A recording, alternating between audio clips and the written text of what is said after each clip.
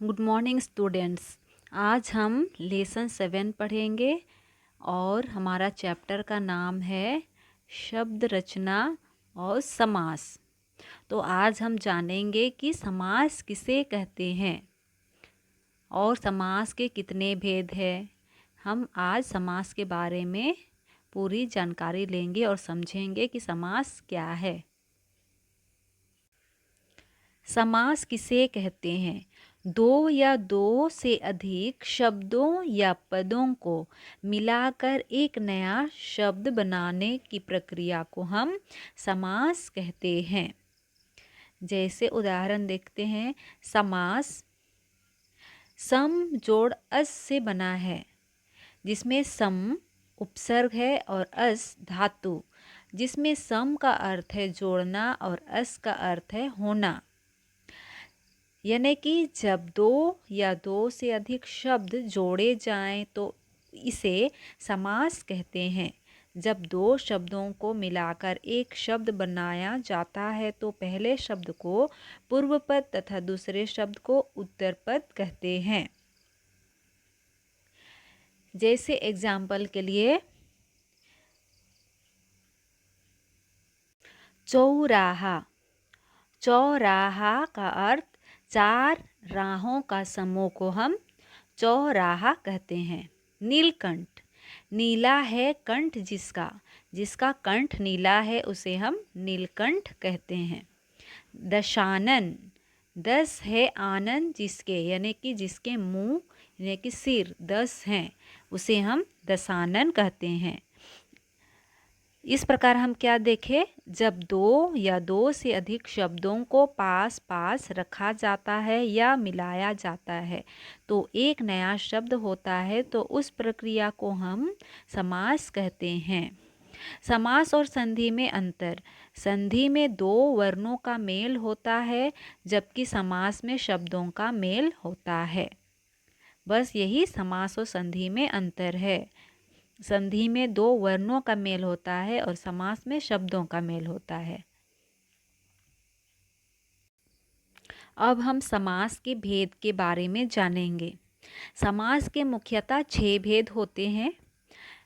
पहला है तत्पुरुष समास, दूसरा द्वंद्व समास, तीसरा द्विगु समास, चौथा कर्मधारय समास, पांचवा बहुव्रीहि समास और छठवां है अव्ययी भाव समास।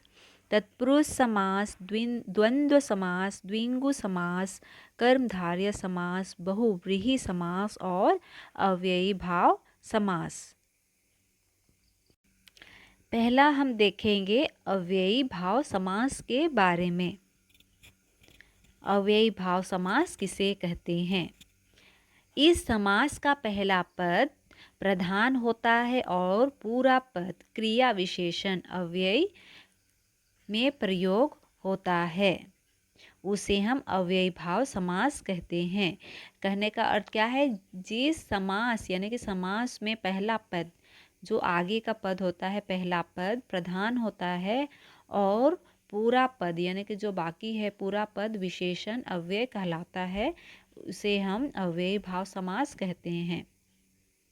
जैसे हम देखेंगे बिना जाने, बिना जाने तो अनजान, हाथ ही हाथ में, हाथों हाथ, जीवन भर अजीवन, प्रत्येक एक एक, विधि के अनुसार यथा विधि।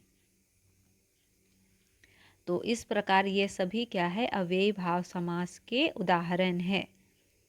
अब हम आगे देखेंगे दूसरा तत्पुरुष समास। इस समास का दूसरा पद प्रधान होता है एवं पहला पद विशेषण का कार्य करता है। इस पदों के बीच कारक चिन्ह को, से, के लिए, का, की, के, में, पर, रा का लोप रहता है। इसे हम तत्पुरुष समास कहते हैं।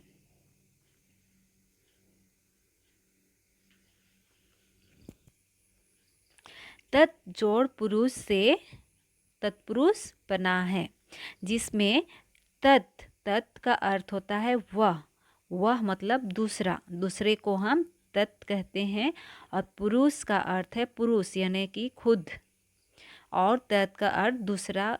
जब तत् बोलते हैं तो हम दूसरों के बारे में बोलते हैं, और पुरुष जिसमें हम खुद के लिए ही बोलते हैं, उससे क्या बना तत्पुरुष। तत् जोड़ पुरुष से मिलकर बना है तत्पुरुष। तत्पुरुष समास 6 प्रकार के होते हैं। कर्म तत्पुरुष, कर्ण तत्पुरुष, संप्रदान तत्पुरुष, अपादान तत्पुरुष, संबंध तत्पुरुष और अधिकरण तत्पुरुष। तो हम सबसे पहले कर्म तत्पुरुष के बारे में देखेंगे। इस तत्पुरुष समास में कर्म कारक के चिन्ह को का लोप होता है। जैसे इंद्रियों को जीतने वाला जितेंद्रिय, परोपकार करने वाला परोपकारी, गगन को स्पर्श करने वाला, गगन को स्पर्श करने वाला गगन स्पर्शी, शरण को चाहने वाला शरणागत। तो कर्म तत्पुरुष में हम क्या देखें? इस तत्पुरुष समास में कर्म कारक के चिन्ह में को का लोप होता है। तो हम उदाहरण में भी देखें कि सब में को आया। इंद्रियों को, जीतने वाला, तो ये सभी कारक के चिन्ह है। कर्म कारक के चिन्ह क्या है? कर्म को, इसीलिए कर्म तत्पुरुष समास में को का लोप आया है। अब हम आगे देखेंगे करण तत्पुरुष। करण तत्पुरुष समास में करण कारक का चिन्ह से के द्वारा का लोप होता है। कहने का अर्थ यही है कि कर्ण, कर्म को कर्ण से के द्वारा का लोप होता है। जैसे गुण से हीन, गुणहीन, शोक से कुल, शोकाकुल, जन्म से अंधा, जन्मांत। तो इस प्रकार हम क्या देखें? कर्ण कारक में कर्ण तत्पुरुष समास में, कर्ण तत्पुरुष समास में कर्ण कारक का चिन्ह यानी कि से और के द्वारा का ही लोप आया है। अब हम देखेंगे संप्रदान तत्पुरुष के बारे में। संप्रदान तत्पुरुष समास में संप्रदान कारक के लिए कारक चिन्ह का लोप होता है।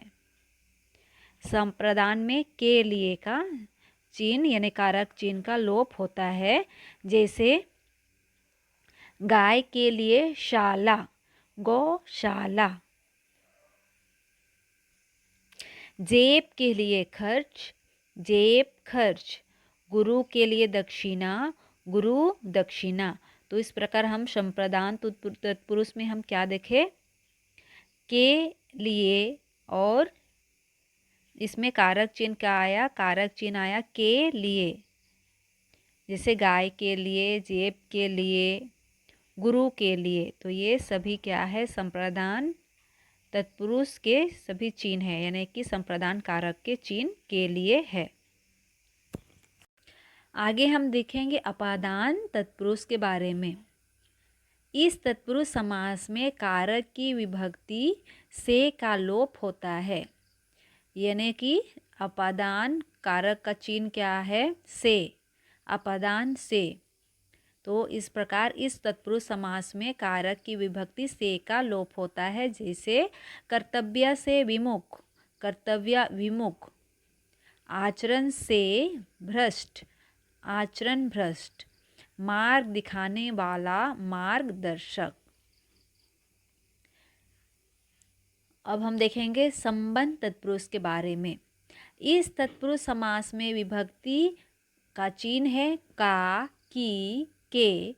इसमें का, की, के का लोप होता है।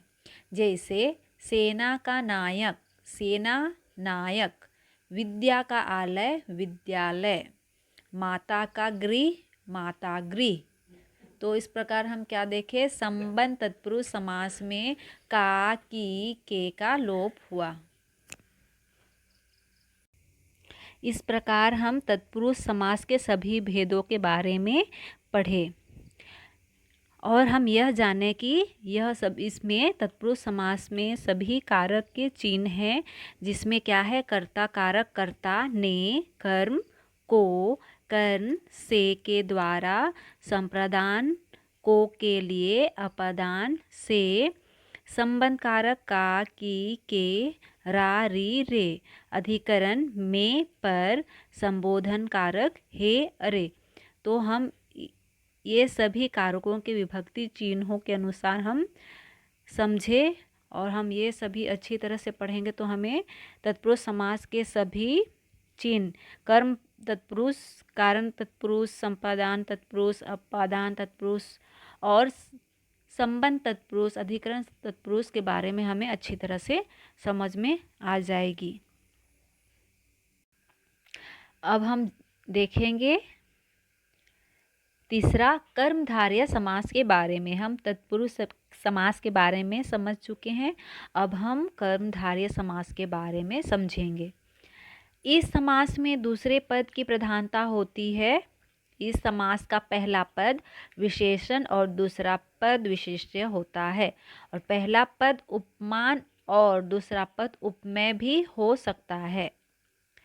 उपमान और उपमेय किसे कहते हैं? जिससे हम किसी की तुलना करते हैं तो उसे हम उपमान और उपमेय कहते हैं। कर्मधारय समास में हम क्या देखें, इस समास में दूसरे पद की प्रधानता होती है, यानी कि इसमें प्रधान माना जाता है दूसरे पद को।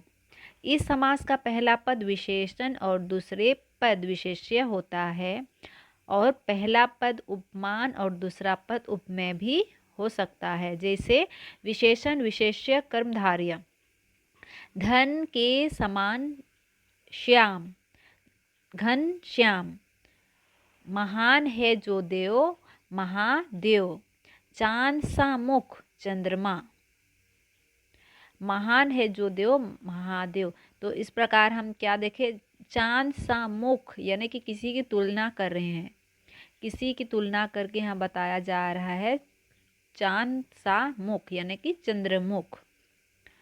उपमान उपमेय कर्मधारय, कमल के समान नेत्र, तो यहाँ भी तुलना करके बोला जा रहा है कि जिसका नेत्र, जिसकी आँख कमल के समान है, कमल नेत्र। मिर्ग के समान नयन, मिर्ग नयन। तो उपमान और उपमेय यानी कि उपमान और उपमेय कर्मधारय समास उसे कहते हैं जिसमें हम किसी की तुलना किसी से, किसी वस्तु से हम किसी की तुलना करते हैं तो उसे हम उपमान उपमेय कर्मधारय समास कहते हैं। तो हमें कर्मधारय समास भी समझ में आ गई होगी।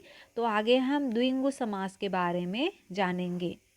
द्विगु समास, इस समास का पहला पद संख्यावाचक विशेषण होता है तथा उत्तर पद विशेष्य और प्रधान होता है।